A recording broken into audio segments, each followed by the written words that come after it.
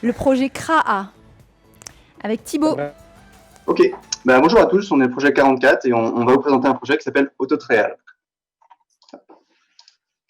Donc on part d'une réalité réelle, c'est que les essais cliniques, il manque beaucoup de patients. Donc ça, c'est des articles qui ont été trouvés en 2020 sur des essais cliniques qui n'arrivent pas au bout parce qu'ils n'ont pas assez de patients.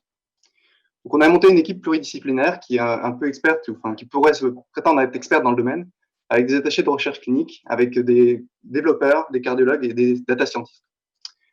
Nous, ce qu'on essaie de faire, c'est de faciliter la relation entre l'industrie pharmaceutique ou les hôpitaux en tant que promoteurs et le patient. Actuellement, ça se passe comme ça. Ou en tout cas, ça devrait se passer comme ça. Un promoteur recrute des investigateurs dans différents lieux, qui recrutent des médecins, et ces médecins vont reconnaître des patients qui pourraient être inclus dans une maladie, dans une étude clinique. En fait, ça se passe plutôt comme ça. Les médecins, par manque d'information ou par manque de temps, ne peuvent pas ou n'arrivent pas à remonter au promoteur et à l'investigateur les patients qui pourraient être inclus dans une étude clinique. Donc notre but, c'est de développer une IA, c'est ce qu'on a réussi à faire, qui permettrait de remonter automatiquement les malades dans les études cliniques. Donc je vais vous montrer rapidement comment ça peut marcher. Donc ça serait une plateforme web où le promoteur pourrait s'inscrire. Voilà. Il pourrait rentrer le nom de son étude, le nom de sa maladie, des tranches d'âge et des critères. Quand il valide, donc tout est rentré en texte libre, quand il valide, l'algorithme va demander aux hôpitaux s'ils sont d'accord d'accepter cette requête pour rechercher les patients qui pourraient être concernés par cette étude clinique. Donc, on a développé un algorithme d'intelligence artificielle qu'on ne va pas développer ici.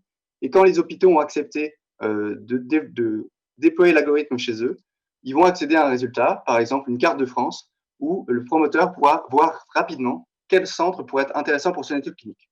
Il pourra cliquer, par exemple, sur Strasbourg et voir que sur Strasbourg, il y a 280 patients qui sont diabétiques et dont 50 qui ont une pompe à insuline.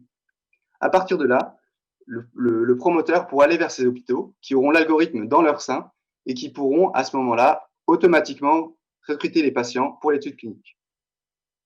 On a bien sûr pensé à tout ce qui était sécurité.